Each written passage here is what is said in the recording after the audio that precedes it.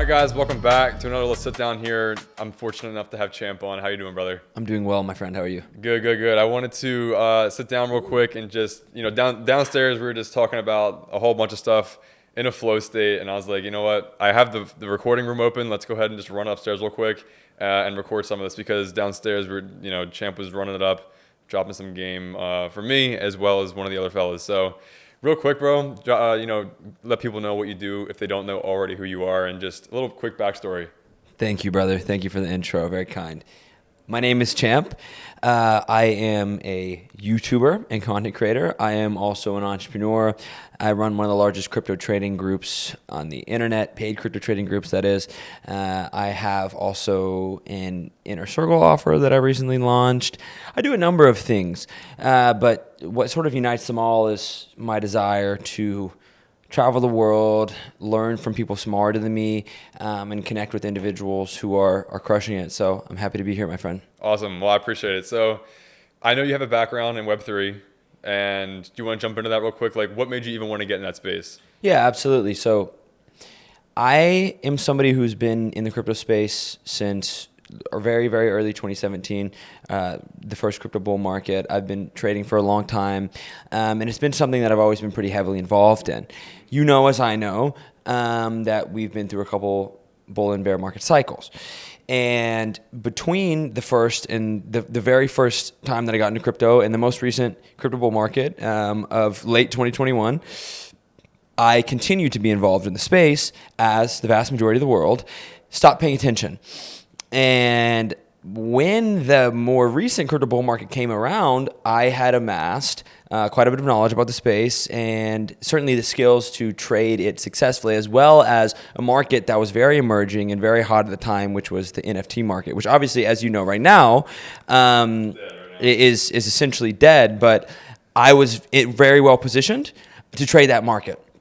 So I saw a lot of people interested in that market. I noticed when my aunt and mom were trying to call me, be like, hey, honey, like, what are these NFT things? You know what I mean? I was like, okay, I have a skill that is very useful right now, which is understanding this market. Everybody wants to understand it. So I went on YouTube, I went on Twitter, I looked around at the existing content creators, and I was like, oh, I see a huge gap here. I was like, I really don't see anyone, and I mean this respectfully, I really don't see anyone doing this that well, excluding a few people. I think that I can come out and start creating content in this niche and do very well. So that's what I did. I started making YouTube videos, simple, filming myself on a MacBook laptop camera and a broken old GoPro camera, trading NFTs and crypto every day, tweeting about it, making YouTube videos about it. It was very simple content, and it just exploded. So that happened in very early January of 2022. And less than 3 weeks later, I launched my first business called Champs Only, which has now been transitioned into, after lots of blood, sweat, and tears, a subscription-based trading group, which is doing very well. But when we launched it, I launched a year of access up front as an NFT pass. So I launched those on January 21st of 2022. And from that moment onward, my life changed very drastically. Because, I mean, you can do the math, right? I looked at what we had just done in a day in sales. I looked at the job that I currently had. I quit the job, and I spent the next year building out that company, hiring incredible people, and just trying to delight our users.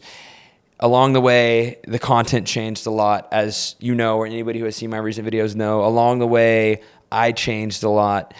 I still run that business. Champs Only is, as I said, still running and doing very well, but I have grown into something entirely different at this point. So I rambled a little bit, but... No, I like that because we have a similar kind of background in terms of crypto. I got in summer or fall of 2017, and that was... How old are you?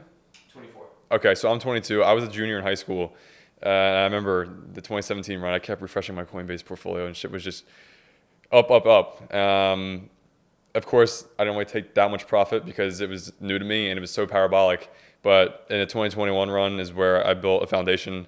But I love that because crypto has provided both of our lives to change very fast. And say, for example, you weren't in the space, you wouldn't be where you're at right now. You wouldn't be having champs only. You wouldn't have the community, and we wouldn't be here. So I really like that. Now jumping into more of like, I like how you mentioned monthly like recurring revenue, right? Like a monthly fee to charge for your Discord, right? So when did you realize that was like the best move? Because a lot of people were still doing like one-time purchases, and me personally, maybe it's an awareness thing, but I didn't really pick up on people charging like a monthly fee for access. Was that like a right away for you to understand that, or like how did that kind of come about to you? Yeah, so the year that came after that initial launch, I spent training myself and truly schooling myself on the practice of business. That meant consuming a lot of literature. That meant studying people who were high-performing entrepreneurs, not just in this sort of like little crypto bubble, but in the world. And it became very obvious to me very quickly that if I didn't build something sustainable, I was going to be fucked. And that doesn't mean there are plenty of successful businesses that are not subscription businesses. But what all of those businesses have in common is consistent revenue that is growing. And I'm somebody who wants to, I'm not here to be a little YouTuber who LARPs an entrepreneur. I'm somebody who wants to build $100 million companies or billion-dollar companies. And in order to do that, there's certain rules that I have to play by. And one of those is that investors can look at my business and be like, oh, yeah, this is actually making money. And we know where it's going to come from. So I need predictable and scalable revenue. And there's nothing wrong with selling a year of access up front, right? As a matter of fact, oftentimes with info products, it's great to capture as much value up front from a really motivated buyer as you can. And you can offer them discounts, things of this nature, which we did. We sold a decent amount of the people who are in it right now on a year, but what changed was the vehicle, right? Because we launched it as an NFT whenever that was very popular. And of course, there's still a number of people trading that market, but I needed to decouple my business from that industry. And we did a really good job of taking care of everybody who had bought one of the original ones. And the vast majority of our initial buyers were returning customers from those individuals. So the data speaks for itself, which was a very complex challenge in itself. But the point is, I needed predictable and scalable revenue, as does any other business in the world that wants to be successful. So that's why. That was the solution. Yeah, I mean, I had a pretty similar realization. I was like, I need something consistent. I need something, like you said, predictable, and also something that's scalable, because at least for me personally, bro, like when I was in crypto, that's not consistent. It comes in waves. Here's why. Because even if you made $1 million this month, but you don't know where your $1 million next month is coming from, you're still a hustler. Yeah. And I'm not in the pursuit of being a hustler. It's in my nature, but I'm actively trying to make myself stop doing that. And Luke talks about that a lot. yes, he does a great job of talking about this. I am in the business of building systems and front-loading the work into designing systems, ecosystems of people, resources, and technology that pay me indefinitely. And not just pay me, but get a lot of people paid indefinitely. And the only way to do that is, of course, by providing massive value to your users. That's how business works. That's why money is great, because it's kind of like a scorecard for how much value you're providing people. But yeah, I didn't want to be a hustler forever, right? And if you don't know how you're getting paid next month, no matter how much money you made, you're fucking hustling, dude. You have to figure it out. And I lived that way for a year, and I made a lot of money that year. But it sucked. I was in the same position. Yeah. That's what I was doing, bro. Like, made money in crypto. I was like, all right, well, now what? I was like, it's here now. It's great. But then, like, at some point, I'm like, shit, I got to do something to, level up. Because at some point, it's going to run out. And that's when I eventually got into starting an SMMA, because I was like, all right, well, this model's proven to work for other people. Let me go ahead and just do this, try this. And years prior, I've tried other online businesses and failed at them, and just learned from that, of course. But then I got into trading and stocks, which led me into crypto and then all this other stuff. So yeah, I went to SMMA like early 2021, eventually pivoted into turning it into a no-code SaaS, because the whole time when I was doing SMMA, I was doing it manually. So my time was directly tied to, fulfillment, money, and all that stuff. And that's obviously not the best way to go ahead and scale and make money, right? So eventually I came across on YouTube certain processes to automate a lot of the stuff and fulfillment. And I started integrating certain no-code tools. And just as of like the past couple months, as the crazy AI wave and big boom of AI is happening, I'm integrating certain AI tools so they go ahead and integrate together. And now, I build certain tools like that, have it one-time setup fee coupled with a monthly recurring revenue or monthly recurring fee that they pay me. So it's like the best of both worlds. And of course, I'm still doing crypto. It's just more kind of low key now, since we're still in a bear market and shit. But I'm still trading. Like last night, I took profits on a trade, and shout out XRP. But now I want to go ahead and pivot in some personal branding stuff, because that was like one of the main things we were talking about downstairs, and you were going in. So I want to try and get back to that flow state. I know you were talking about how you're really doubling down on personal branding, right? And you've kind of felt like you're not the main character of your own channel. And I can kind of relate to that in a way, because I've had guests on, I've had people on that have massive platforms, and I've gotten a lot of attention and like views from other people. And it's something I'm still going through as well. So what have you learned so far through that process, and what are you doing to go ahead and ensure that like people actually want to stick around for you? Have you read Expert Secrets by Russell Brunson? I've read .com Secrets. Okay. So the whole model is laid out by Russell Brunson in Expert Secrets. And it is as follows. Create, in my case, essentially a podcast, but a platform that gives you leverage to speak to very intelligent people and document it. That's the step of the journey that I'm on right now. So it's step one. Step two is truly study and synthesize that information and understand it and figure out how to make it your own and make it unique by juxtaposing it to your own experience. And step three is to create a captivating personal brand based on the synthesis of that information.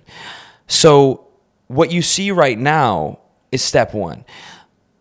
And by the way, almost every single YouTuber that you and I watch who has a big following social hacked their way there. This is not something that is new, right? Almost every big YouTuber does it. But that's the step that I'm on right now.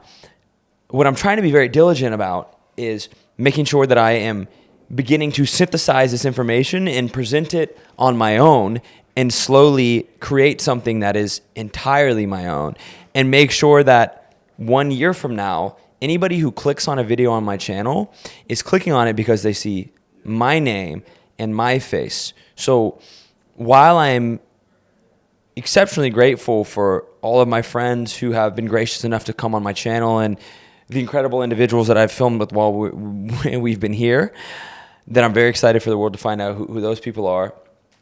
I'm trying to be conscious of the fact that I must synthesize this information and represent it in a way that is uniquely my own, because you want to be the main character in your own story. But I'm also not so egotistical to think that I don't have connections and friends who can't provide massive value to my audience. So why would I not platform them and grow at the same time? Yeah. But I'm still in step 1 of 3 of the master plan, if that makes sense. No, it does. It's like a balance, bro. Like you're doing your own stuff, and as well you're having, you call it social hacking. I like that. I see it just collaborations and stuff, and having features from other people that are already doing what you want to do, essentially. Like there's a lot of big people here, big people with personal brands, as well as people like me with a smaller platform, a few thousand subscribers. So like, dude, how many, you would be amazed if we pulled up a list at how many artists there are that you just think of as a famous artist that are famous because they got a Drake feature. Like, It's like unlimited. and they're the ones who did the process right. There are also artists who did not capitalize on that, who got a Drake feature, and I can't tell you the last time somebody put on a Block Boy JB record. Like, when was the last time you heard an I Love McConan song? You know what I mean? So they didn't correctly, synthesize and represent themselves with the opportunity that they were given. So it's important that you capitalize on that. But like, it's one of the smartest things you can do when it comes to building a personal brand. And people might watch and be like, oh well, what the fuck? I don't know any famous people. But like, how hard have you tried to connect with these people? And I don't mean to sound obnoxious. It's a fact. It's a good question, though. But you would be amazed. You'd be amazed how many people I've gotten in contact with by DMing them on Instagram, where I have like 10,000 followers. Like, my Instagram is really small compared to my Twitter. But if you never try, you're never going to find out. And here's the cool thing is, it'll be a little bit hard, but as soon as you have one, you have all the leverage, right? So now some of the individuals that you will see me bring on my channel in the next 6 months, I'm going to bring on my channel because I'm going to email them. It's like, hey, XYZ, I'm a business YouTuber. I like to have influential figures on my channel. Here's a few examples. I can send them 10 videos of me with people that instantly establish me as a very credible figure in their mind. So of course they're going to say yes. Why would they not? Those videos have hundreds of thousands of views. Like, you know what I mean? So the first one is very hard, but it's not impossible. And it's literally that simple. Like, it's not more complicated than that. You know what I mean? Don't overcomplicate. Bro, I started making YouTube videos in my bedroom. I made it about the right trend at the right time. There's a new one every year, dude. Like, figure out what the current one is and do it. But sitting around and sort of like pontificating about like whether or not you have access to the resources, like, it's unfair. Like, no shit, it's unfair. Everything's unfair. So are you going to use the unfair game to your advantage? Or are you going to complain about it? Like, that's the two options. You know what I mean? It's a game, bro. You're either going to play it or you're going to be played. Like, I want to give a story as well. Like, you're talking about emailing people and like reaching out to people. Bro, literally, okay, you have mutual, Derek. So I was on my burner account on Twitter. It's not even a picture of me. I just have random ass content on there. And I saw him respond to a tweet above, and he was talking about like short form content, and I was looking to get short form editors. So I go ahead and DM him. I'm like, yo, dude, like, this is my real @, so you don't know I'm not like a random Twitter account. I'm interested in short form stuff. And we go back and forth, and that same night we have a phone call for an hour straight, and we just hit it off right away. And I come to find out that he has friendships and relationships with other people that are in the social media space too. And then fast forward 2 months, 3 months, and now I'm being introduced to other people that he's friends with. I'm being introduced to people like you. You were in Arizona a couple months ago. It's crazy, and that's happened on 2 different situations. It's happened for that group and as well as a different group. And like, don't be afraid to ask. If I didn't comment or respond to his tweet, bro, who knows what I'd be doing right now in terms of living out there. And because I was planning on moving to Miami, I changed my whole situation because it made so much more sense to move out to the West. The people that you need to make you millions of dollars are probably 5 mutual friends away with somebody that you could cold DM on the internet right now. There's actually no way that they aren't. And that's based on personal experience. But you have to try. And I'm not trying to shit on it and be like, oh, I know a lot of people try and are successful. I've tried a lot of things and failed at all of them. But like I said downstairs earlier, like, everybody in the world who has gotten successful has been massively helped by luck. Yeah. So they did get lucky. But if you have a 1% chance of getting lucky and you put yourself in position to be lucky 200 times, then it's going to happen. Do you know what I mean? Exactly. So even if the first time you get lucky, you fumble, you do it again. And I spent the first 22 years of my life trying random shit. You know why I ended up in the NFT space is because at the right time, or why I ended up in crypto and was able to start a really successful company at the right time, is because I was trying shit. I was doing music at the time, right? I was driving around state to state doing shows for like 50 people. And there was a friend of mine who was an artist. This artist that I was a friend with had a manager that I met, and a videographer that I met. And his name was Brett Malinowski. Oh, yeah. And then I tried again, and I offered to fly Brett out to film a video for me. At the time, whenever I had like a decent sized audience, like was building a little audience, like doing music online, but not like I have now. And then I flew Brett out. So I was putting myself in a position of opportunity all the time. And Brett was like, dude, you should get into the space. Like, I mean, he was just a friend of mine, right? He's like, you should get into the space. So that conversation then pushed me to make a decision that ended up changing my life. But if we look at it as sort of a snowball effect, if I hadn't tried some random shit and started making records, and then I hadn't tried to meet as many people as possible and finally met the right person who introduced me to the right person who made one suggestion that changed my life, it wouldn't have happened. So if I just sat at home on my internet and watched YouTube videos and motivational TikToks all day, and then got into the comments and been like, oh, it's easy for you to say because you have to. No, you know why I have that is because I fucking tried. Yeah, over and over and over, and I failed over and over, and I still fail over and over, and the world sees me fail over and over, and I don't give a fuck because that's part of the process. Do you know what I mean? Yeah. I love that too. I mean, I hear the same kind of trait across every successful person that I know and talk to, like trying and trying over and over again, and it only takes one person to change your entire life trajectory. Like in terms of anything, like I think Brett does music videos, so you guys probably just hit it off real quick in that regard. Yeah, that was why I knew him. Yeah. Because he was shooting a video of mine, yeah. And we just had a conversation about like he just got me interested in space. Right? If I hadn't had that friend, he probably wouldn't have put me on at the right time, and I wouldn't have done it. So shout out to him for that. Yeah. So yeah, Brett's dope. Yeah. But you mentioned something about I think 5 people. Or you're 5 cold messages away from. No, I said you're 5 mutual friends away from somebody who can make $1 million from somebody that you could just DM on Twitter. I'm suggesting that there's somebody you could cold DM on Twitter that is 5 mutual connections away from you meeting a person who's going to put you in position to make $1 million. Like, there's no way you can't meet someone that isn't a few mutuals away from somebody who's going to propel you to be massively successful. That's why I come to events like this. That's why you're here.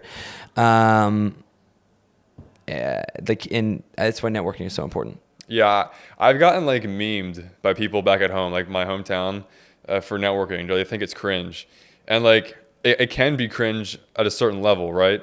If you're going and hanging around with other losers, okay, and you're calling it networking, okay, maybe it is a little cringe, or maybe it's just like not valuable. But we're around multimillionaires, and even at least one billionaire that we know of, or that I know of, that's here, and just hearing their perspective just like changes your mind, and whether you go on to do business with them or not, it's irrelevant, because you're going to learn something new from them, and you're going to wind up perhaps meeting one of their mutuals or meeting somebody else that's trying to level up as well, and in this case everyone here is trying to improve, and new relationships form, and new business opportunities form. I mean, I'm sure since you've been here, you've met at least a handful, or at least 1, 2, or 3 people. I know for a fact when we were downstairs, you met at least one person out of this whole trip that you want to go ahead and have join your group, as well as do business with. Yeah, you saw. Yeah, so it's the same kind of thing. Like being here, there's more than 5 people that I've connected with, which I'm going to help for payment processing too. Because I don't even talk about payment processing online, because I lead with crypto and like the no-code software stuff, but I have access to private bankers and a private bank for private payment processing, and there's a lot of big e-commerce guys here, and a lot of them are struggling with Stripe. Go ahead. We need to talk about this. Okay. Yeah. Okay. But yeah, a lot of these guys are processing 6 figures per month, and they're still using Stripe. I filmed earlier with Edward. He lives in Italy. Dude has a prop firm. He launched it 2 months ago, and he's already doing $280,000.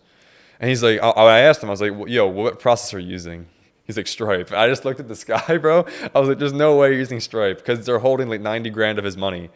And of course he's paying the Stripe fee, transaction fee. You don't know how funny it is for me to hear you talk about this right now, because I'll tell you afterwards, but I'm experiencing a very similar issue. Okay. Well, it's very common, bro. And that's why I never really lead with it. maybe I should now because it seems like it's really valuable. Probably everyone here could use help from you. Probably everyone here is using Stripe and has a bunch of money locked up. Anyway. Yeah, but just from that kind of side, partnership alone, I've been able to help people as well as selfish as it is, help myself.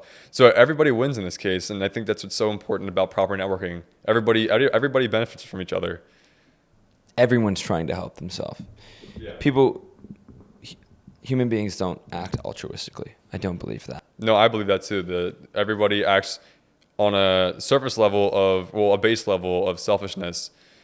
Bro, why do people give to charity? I mean, yeah, it's nice to give to charity. I give to charity too. I do, good acts, if you want to call them that, for people that are homeless and like people that are less fortunate. But you also get like a good feeling from it. Yeah, if even at the base level of you doing it to feel good, you're still doing it for yourself. Yeah, it's kind of like a dark truth. It's brain chemistry, bro. What'd you say? It's brain chemistry, bro. It's science. So, but back to your point earlier, like, I think there's no business world where everyone's not trying to help themselves, right? Everyone's trying to help themselves, but you can help other people along the way, right? Events of this nature are a good example. Every business in the world, right? Like we were talking about earlier. You start a business 99% of the time to help yourself by making money, but the only way you can help yourself is if you help other people, because that's how you get them to pay you. So mutual value exchanges are possible. And again, bro, you can sit around and like pontificate about and complain about the game and be like, oh, that's not right. Or you can play the fucking game. You know what I mean? And I know which one I choose to do. So Yeah, you either cope or you accept it and you actually are going to take action. Because a lot of people, as we know, just sit around, just complain all day. But the reason why they're complaining all day is because they're sitting around doing nothing. And they're like, well, why is my life not changing? But if you are one of those few people out there that are actually taking the right steps to go ahead and improve, it might seem like overnight that, you had a crazy one-day payout over 7 figures, if I'm correct, right? But you don't know how much time and energy went into that beforehand. Like, oh yeah, you made X amount of money in one day, but the lead up to that. But I didn't, because it takes years to be an overnight success. No, that's what I'm saying. Like, you don't see the background work that goes into things. Or the work that comes after, right? Yeah. So You only see the result. very rarely in life does true free money come. Even if somebody gets lucky and inherits $100 million from an estate or something like that, well, how are they paying for it? They just lost a family member in order to get there. How are they paying for it? Well, all of their close friends and family permanently changed their relationship dynamic with that person because they now have to deal with not knowing whether or not people actually want to be friends with them or trying to get money from them. How do they pay for it? In a number of ways, right? Yeah. So there's no free money. And obviously, like most people would probably rather inherit $100 million and have to deal with those things than not inherit it and not deal with those things. But it's very easy when you look at successful individuals to be like, oh, they got lucky. And usually they didn't. Usually it took years and years of work to get there. But even if they did, I think that in most cases that comes to light eventually, and people get exposed over time in one way or another. And if someone has an overnight success that they're truly lucky achieving, they won't be able to make money again. And eventually it will be very obvious. Time reveals all. You know what I mean? Yeah. Yeah. Before we wrap this up, I want to ask you like final questions here. So obviously we're in Capital Club here in Spain. We have the branding here, right? So what are some of the key takeaways, at least one or two things that you've come here with? Because I know that you're friends with Luke and friends with a lot of the people that are, hosting this event. But either whether it's through them or people you're just meeting for the first time, what are some key takeaways throughout this entire, past 3 or 4 days that you've learned so far? Personal brand is the most important thing in the world. It's the most high ROI activity which exists. Now, Mark, one of the keynote speakers, said something that was very impactful and very true in his keynote speech, which was people imagine that there is one complex secret to life that then makes everything else easy. But in truth, the secrets of life are very simple, but life is hard because you have to exercise discipline and do those secrets every single day. That's why most people don't do them. But the closest thing to poking a hole in that theory that he presented is personal brand. And I know this to be true because of what I was able to accomplish at a time when I knew very little about business, but I simply had a very rapidly growing personal brand. And It's a shortcut, bro. and you see what some of the individuals who have put this event on have been able to do because of personal brand. So that's one thing. And to sort of piggyback off that, the second is to simply be authentic. Because when it comes to building personal brand, there are a million copycats. There are a million algo hackers. There are a million people who are light versions of Andrew Tate, of Luke, of all these other individuals. But the only way to create a truly compelling personal brand wherein people want to click that button for you that is going to last and not go away as soon as the person you're copying moves on from whatever trend you are writing, is to make people personally invested in you. And you can't do that unless you are yourself. And people want to take a shortcut wherein they try and be themselves and it's not captivating. So, I need to work on structuring my videos. I need to work on hacking the algo. I need to work on this. No, bro, you need to work on yourself. And you need to work on yourself until you can be yourself and be captivating. And if that's not the case, turn off the fucking camera. Stop trying to make a personal brand around a person that is not exceptional. And make yourself exceptional and then try again. And I have had to learn that lesson in real time. So I'm not saying this is shit on anybody. Dude, I made that mistake. Right? So now I'm working on, in order to do number one, the personal brand, I'm working on doing number two, which is becoming an exceptional fucking individual and being who I need to be in order to be captivating. So that's my two key takeaways. I like that. I know downstairs we talked about that last point. A little bit in detail. You know, you have to become the person that you would actually want to watch content from and learn from. So always improving, always leveling up. Champ, I really appreciate you coming on. Appreciate it, bro. And I'm looking forward to helping you out and just learning more about all our stuff going on. Yeah, bro. Fix my payment processor. Thank you. We're going to do it right now. Guys, thank you so much for watching. I really hope you enjoyed. Of course, check out Champ's information. I'll leave his Instagram and YouTube below. And I'll see you later. Peace.